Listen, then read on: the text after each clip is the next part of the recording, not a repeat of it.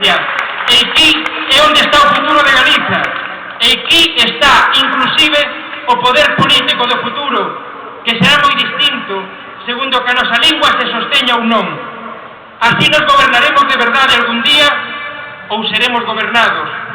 Seremos o que fomos e somos glebas, carne da historia e non homes libres dun pobo libre.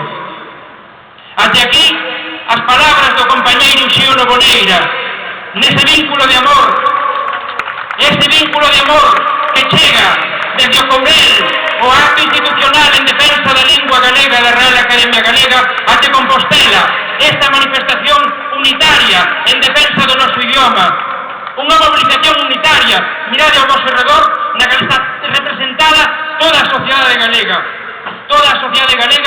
excepto un partido político que se autoexclúe lamentablemente da súa defensa. Aquí estamos organizacións políticas, sindicais, culturais, veciñais, deportivas, do máis diferente tipo. Mirade ao vosso redor e veredes o clamor unánime en defensa da nosa lingua. Igual que vos pido que miremos ao noso redor, hai unha cuestión que me indican que tedes que pasar até o fondo, que senón non collemos na praza, que non estamos, por moito